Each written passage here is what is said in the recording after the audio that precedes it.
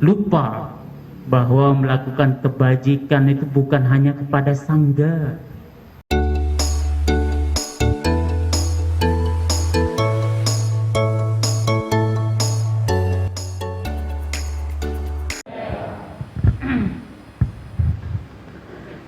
Pada kesempatan yang berbahagia ini kita dipertemukan kembali dalam momen yang sama, dan di momen yang sama ini para umat Buddha akan melakukan kebajikan. Seringkali di setiap hari bakti umat Buddha atau Sanggadana, umat Buddha mempersiapkan diri dari rumah, mempersiapkan diri dari jauh-jauh hari. Hal apa yang akan diberikan, hal apa yang akan didanakan, apa yang ingin disampaikan, itu dari jauh-jauh hari, disertai dengan tekad, semangat, dan aditana yang kuat. Dimanapun umat Buddha berada, kapanpun, ketika sudah masuk di bulan Katika, sudah masuk di bulan Katina atau Sanggadana, anak-anak sekolah minggu, para romo, ramani, Bapak Ibu itu berduyun-duyun ke wihara. Ini kita sudah 2 tahun tidak tatap muka, sudah 2 tahun kita dipisahkan oleh jarak, sudah 2 tahun kita tidak pernah saling melihat senyum. Karena apa? Terhalang karena pandemi. Karena pandemi COVID-19 masih ada, bukan berarti tidak ada berita itu COVID-nya pergi. Bukan seperti itu, Romo, Bapak Ibu. COVID-19 itu masih ada sampai saat ini. Makanya selama 2 tahun kita dipisahkan oleh jarak. Sudah dipisahkan oleh jarak, sudah ketemu, tetapi tidak bisa saling lihat senyum. Apakah Romo Bapak Ibu itu merengis? Apa ketika lihat bantenya itu merengut? Apakah ketika lihat para bante yang datang di wihara di sini itu apakah gembira? Bante tidak bisa melihat ekspresi wajahnya. Begitu juga ketika para bante ketemu di jalan, ketemu sama umat Buddha wihara di sini, ketemu sama bante Namo Buddhaya, selamat siang, Sugeng Enjing, Sugeng Enjang.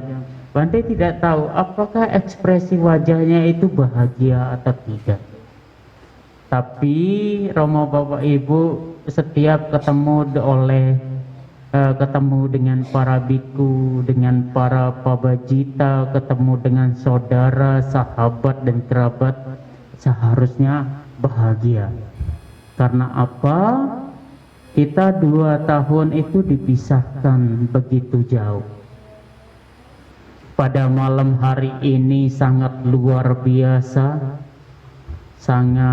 Bante sangat terharu. Akan tetapi kalau bisa Ibu, Mbah, Kakung, Romo Bapak Ibu itu tetap menggunakan masker. Ya, karena dimanapun kita berada, di kerumunan, kita lebih dari 5, 6, sampai 10 orang tetap kita menggunakan masker. Kita tetap melindungi diri kita. Kita tetap melindungi orang lain. Kita ingin melakukan kebajikan. Kita ingin melakukan kebajikan yang besar kepada anggota sangga karena ladang subur. Tetapi kita lupa melupakan hal yang paling sepele, yang paling simpel, yang paling mudah untuk kita lakukan itu adalah bagaimana cara kita melindungi diri dan melindungi orang lain. Kalau kita tidak bisa melindungi diri sendiri, bagaimana kita bisa melindungi orang lain? Itu adalah dana. Kalau kita mampu melindungi diri kita, mampu melindungi lingkungan kita, keluarga kita, sahabat kita, maka kita mampu akan memberikan yang terbaik kepada orang lain. Kita akan mampu memberikan sesuatu yang berkualitas kepada orang lain. Bagaimana kita bisa memberikan sesuatu yang berkualitas, sedangkan diri kita tidak pernah melihat lingkungan sekitar, tidak peduli dengan orang lain. Apalagi saat ini pemerintah selalu menggalakkan tetap menggunakan prokes, selalu gunakan masker dimanapun kita berada, dengan siapapun kita duduk, kita berdiri, kita di dalam kerumunan, saat kita berpergian, saat kita pulang, selalu gunakan masker dan cuci tangan. Ini adalah langkah awal yang paling simpel.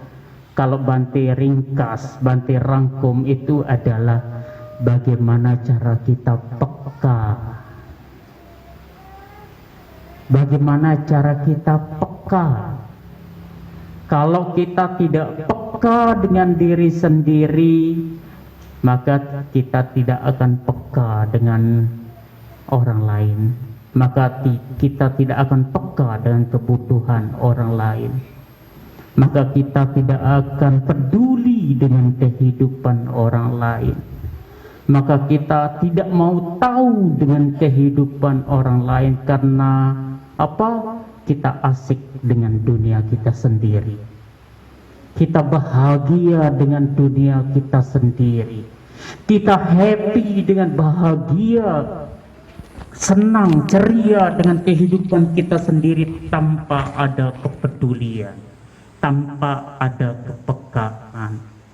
Makanya kita menggunakan masker, karena kita peka, kita peduli, kita menjaga orang lain, dan kita juga menjaga diri kita, Romo Bapak Ibu. Kalau kita makanya sering saat ini itu kita menggunakan masker, yang terlihat itu hanya mata dan telinga.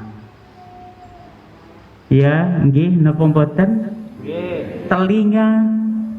Telinga dan mata. Kita melihat sekitar kita, melihat keadaan, melihat lingkungan kita. Aduh Bante, saya ingin berdana, kalau Bante datang saya ingin mempersembahkan yang terbaik. Tetapi Romo Bapak Ibu, kita lupa, kita tidak melihat lingkungan sekitar kita juga membutuhkan dana, membutuhkan kepedulian kita. Kita lupa tidak melihat orang-orang di sekitar itu membutuhkan uluran kasih sayang kita, uluran cinta dan peduli kita. Aduh Bante, saya tidak mampu memberi dengan materi. Kalau misal tetangga kita itu membangun rumah ibadah, ya mbok yo dibantu dengan tenaga. Dana itu bukan hanya bersifat materi, Romo Bapak Ibu. Dana itu bukan hanya bersifat barang. Romo Bapak Ibu, ada tetangganya lagi marah-marah, Romo Bapak Ibu datang memberikan nasihat. Ketika tetangganya lagi bangun rumah, bangun pondasi, Romo Bapak Ibu datang untuk membantu, gotong royong. Ya, sekarang kita melihat jiwa gotong royong itu sepi, lebih lebih kemana? Lebih menunjukkan dan menonjolkan iPhone, Apple, saya, aku, siapa saya, siapa Anda. Saya ini loh ketua wihara yang terhormat. Saya ini loh ketua yayasan yang terhormat. Saya ini loh pimpinan di wihara ini, tidak bisa diperintahkan oleh anggota. Itu sudah salah kaprah. Kalau seperti itu, umat Budanya kapan bisa bersatu? Kapan bisa gotong royong? Malah yang ada itu bercerai, berpisah. Yang ada itu gontok-gontokan. Tahu gontok-gontokan Romo Bapak Ibu? Sikut-sikutan. Oh, ini loh pengurus wihara yang hebat. Oh, ini loh pengurus wihara yang begini. Oh, begini loh. Itu terlalu banyak. Oh, terus. Kapan jiwa gotong royongnya itu ada? Katanya mau melakukan kebajikan, tetapi sama umat Buddha saling sikut. Apalagi sama tetangga saling sikut, sesama anggota wihara saling sikut. Bagaimana kita bisa melakukan kebajikan? Wah, kalau ketika melihat para bantenya datang dengan penuh rendah hati bernamaskara melakukan kebajikan, tetapi Romo Bapak Ibu lupa bahwa melakukan kebajikan itu bukan hanya kepada sangga, tetapi sama anggota keluarga, sama sahabat kerabat. Karena kita ditutup mulutnya, kita cuma bisa melihat dan mendengar. Peduli, peka. Kenapa kita harus menggunakan masker? Agar mulut kita itu tetap diam, tidak selalu banyak ngomong, tapi lebih sifatnya itu peduli, tindakan, action, melihat action, mendengar action. Banyak sekarang itu lebih banyak ngomong daripada action. Di depan berbicara oke, di belakang ciut. Nah, itu adalah orang-orang yang selalu memiliki iPhone. Romo Bapak Ibu punya Apple, ya kan? Semuanya selalu aku dan aku dan aku. Karena apa? Tidak memiliki jiwa peduli. Kalau orang yang tidak memiliki jiwa peduli, susah Romo Bapak Ibu. Apalagi ditempatkan menjadi pengurus, menjadi pengurus wihara gitu kan, susah. Maka yang lebih banyak dan yang lebih menonjol adalah siapa saya dan siapa Anda. Umat Buddha udah, pengurus bermasalah udah. Ini Romo Bapak Ibu. Makanya kita belajar dari filosofi masker. Kita belajar untuk peka dan peduli. Romo Bapak Ibu, karena Romo Bapak Ibu itu kan lebih banyak sekali makan garamnya. Seharusnya memberikan contoh untuk anak-anaknya, untuk putu-putunya. Bagaimana caranya untuk peka dengan orang lain.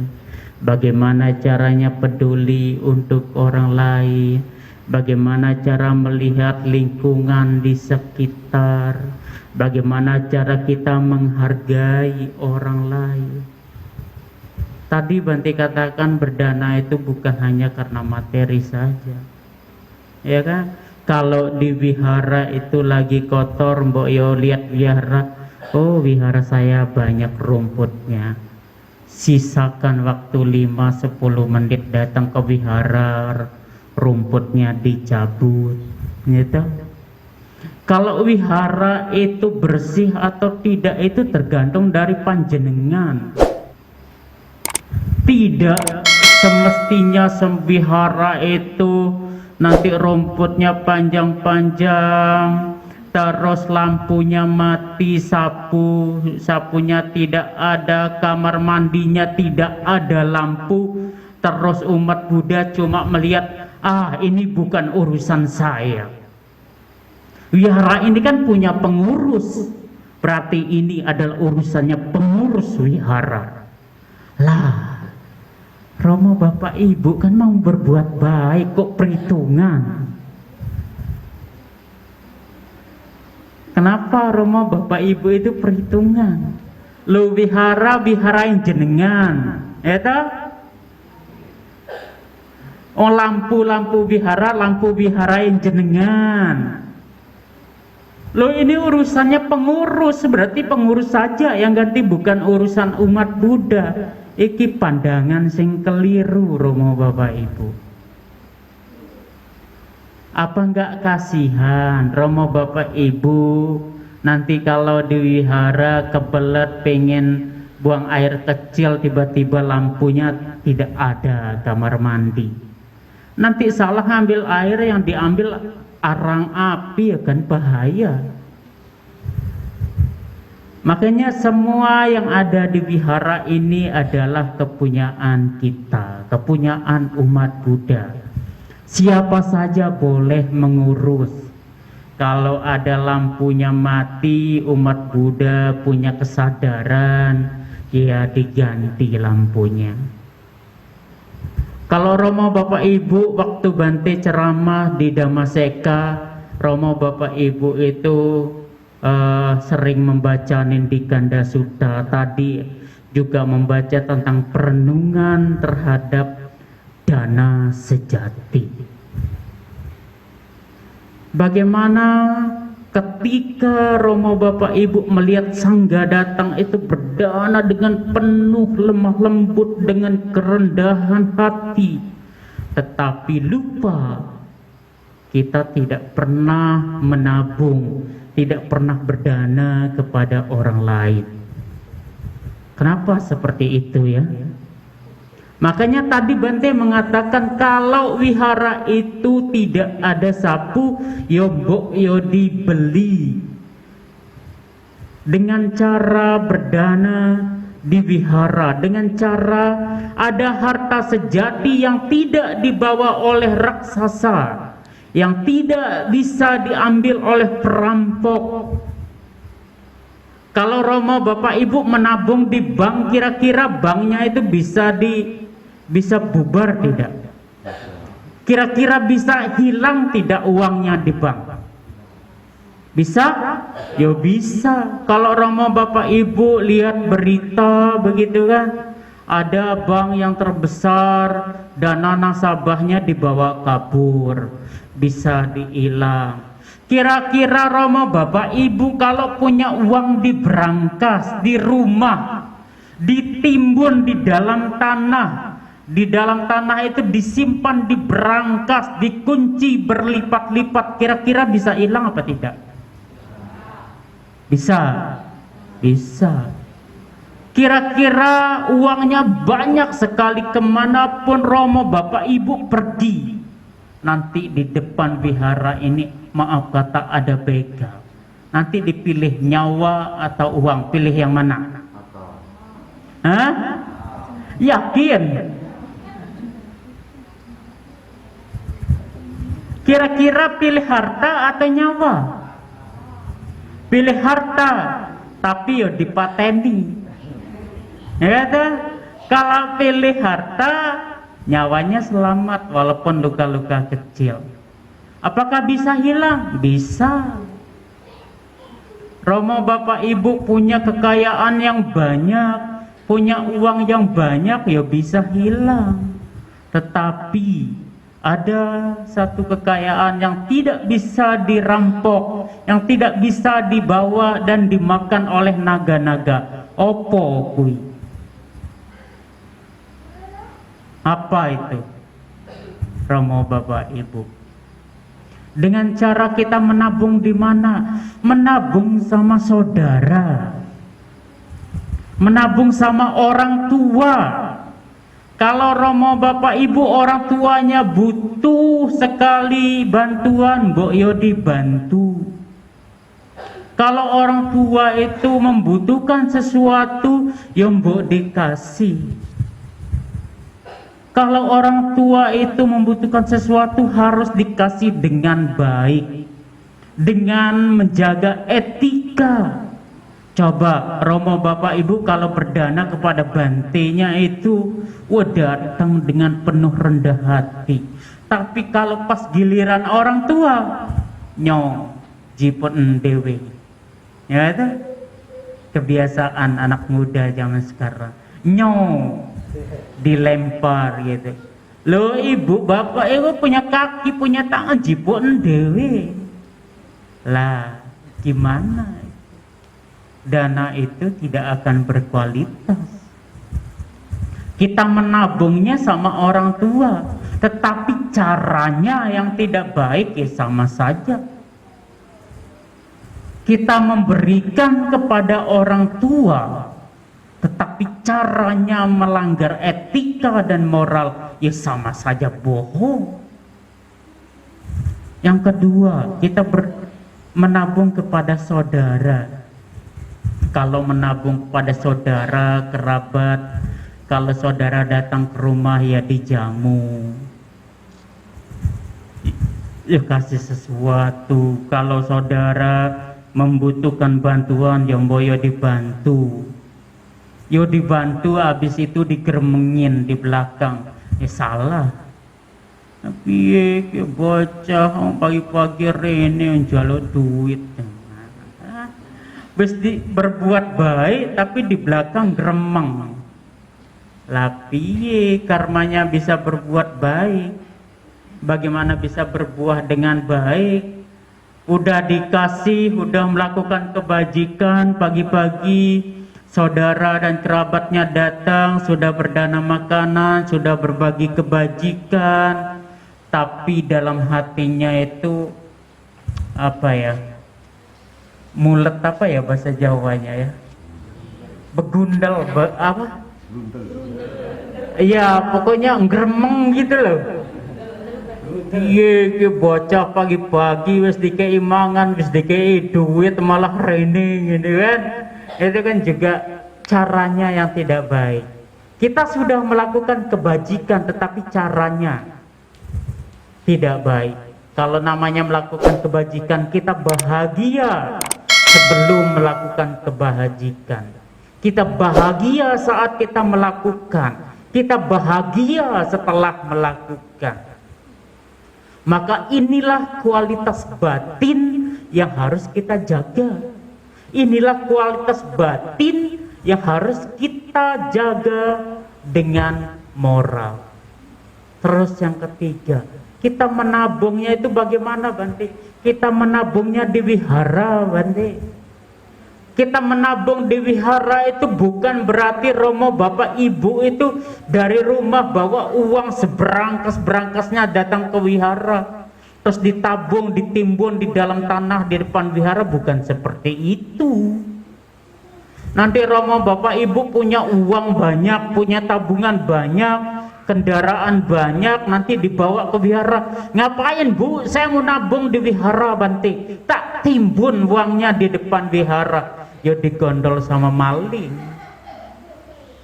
Tapi begini Romo Bapak Ibu, ketika tadi Bante katakan, ketika wihara itu butuh sapu, mbok yo dibeli. Ketika lampunya mati, umat yo mbok beli. Ketika lampu kamar mandi mati, jangan menunggu pengurus yang beli, tapi Romo Bapak Ibu yang beli. Paham? Dengan cara seperti itu Romo Bapak Ibu kita menabung di wihara. Terus selanjutnya kita menabung kepada Sangya. Dengan selesainya masa wasa dan melakukan pawarana, keluar dari pawarana, Romo Bapak Ibu melakukan kebajikan. Wis pindo-pindo seringkali dijelaskan 4 kebutuhan pokok. Tapi kalau Romo Bapak Ibu merasa 4 kebutuhan pokok terlalu berat, yo monggo Bapak Ibu mau berdana tempe sepotong yo Bante terima, ya kan Bante nggak minta. Begitu setiap tahun dengan cara seperti inilah, maka apa yang akan kita tabung, apa yang sudah kita tabung itu tidak akan dibawa oleh raksasa dan tidak mungkin akan diambil oleh perampok, Romo Bapak Ibu. Begitu sebaliknya harus dibarengi dengan kualitas batin. Ya, kalau kualitas batinnya itu sudah kasih tapi gremeng itu bahaya. Kualitas batinnya harus dijaga itu ada 3, bahagia sebelum, bahagia saat, dan bahagia sesudah. Begitu sebaliknya, ada pada saat mau melakukan kebajikan harus tahu dan harus paham pemberian yang akan dilakukan, kebajikan yang akan dilakukan, sesuatu yang didapatkan tidak boleh melanggar sila, harus tetap dalam jalan sila, harus terkendali dari sila. Kalau sesuatu yang akan diberikan itu melanggar sila, ya bagaimana kualitas batin Romo Bapak Ibu? Misalnya seperti ini Romo Bapak Ibu, nanti malam mau melakukan katina dana di wihara, tapi ngapusi istri, minta uang misalnya, atau minta mau beli sembako, atau minta mau beli paketan misalnya, kan? Atau mau buat satu parsel, di dalam parsel itu ada jubah, ada obat, terus ada makanan, dibuat dari rumah, niatnya sudah bagus, semangatnya sudah mantap, dia memiliki aditana, tapi sampai di setengah jalan matahari langsung menyoroti, kok panas ya, ya wis lah tak kurangi Bante kok menggawe dikei dana. Ada yang seperti itu Romo Bapak Ibu? Ya ada? Enggak ada, semoga tidak ada. Ketika di rumah tidak dikasih uang jajan, uang lebih dari istrinya, tetapi di tengah jalan paket yang mau didanakan oleh keluarga tersebut dikurangi karena saking hausnya, dikurangilah minum-minum air. Nanti di pertengahan jalan lapar karena belum sampai wihara, bongkarlah parsel ini, ambil rotinya. Sampai wihara tinggal plastik.